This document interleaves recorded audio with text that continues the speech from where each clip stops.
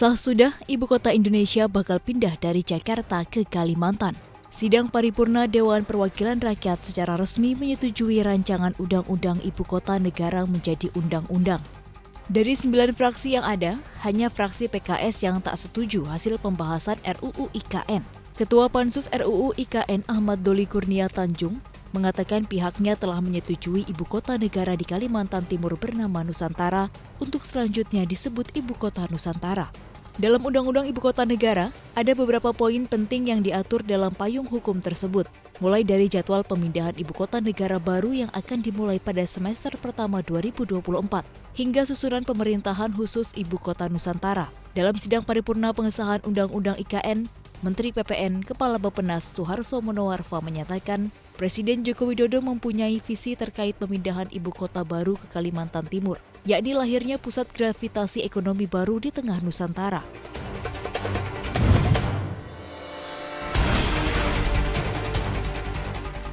Indeks harga saham gabungan pada 18 Januari 2022 sempat terjun bebas anjlok lebih dari 1% pada perdagangan sesi pertama. Tekanan yang terjadi di indeks saham domestik Indonesia senada seirama dengan mayoritas bursa saham di Asia Pasifik yang juga terjerembab di zona merah. Namun IHSG mampu melawan tekanan.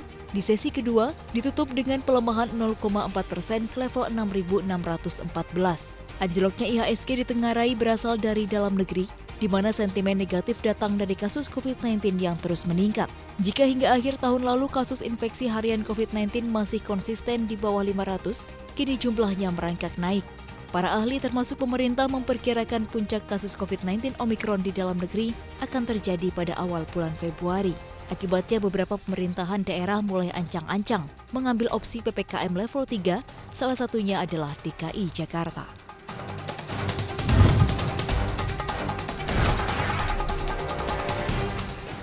Harga minyak Brent kembali perkasa. Pada 18 Januari 2022, harga Brent menyentuh level $87 AS per barel. Harga ini membuat minyak Brent menyentuh level tertinggi sejak 7 tahun terakhir. Minyak jenis WTI juga mengalami kenaikan yang melesat bahkan hingga perdagangan Selasa siang melesat nyaris 2% dan menembus level psikologis $85. Harga Brent dan WTI sepanjang tahun terbang lebih dari 10%. Hal ini dikarenakan investor semakin yakin bahwa permintaan minyak dunia akan terus meningkat karena ekonomi dunia yang perlahan sudah mulai normal. Sentimen yang turut mengerek harga minyak adalah serangan kelompok Houthi ke fasilitas penyimpanan bahan bakar milik perusahaan minyak Abu Dhabi ADNOC yang memicu kekhawatiran tentang pasokan minyak di pasar global.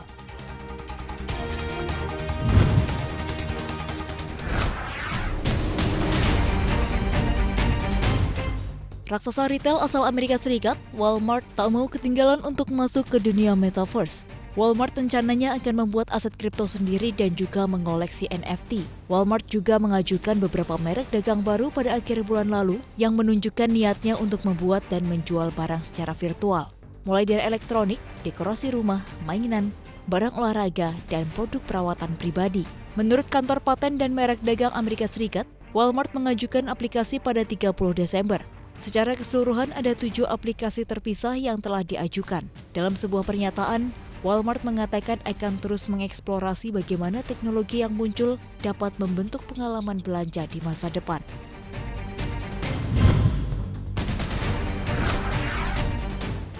Sejumlah supermarket besar di Amerika Serikat melaporkan mulai kesulitan untuk mendapatkan pasokan. Bahkan, beberapa rak supermarket sudah mulai kosong.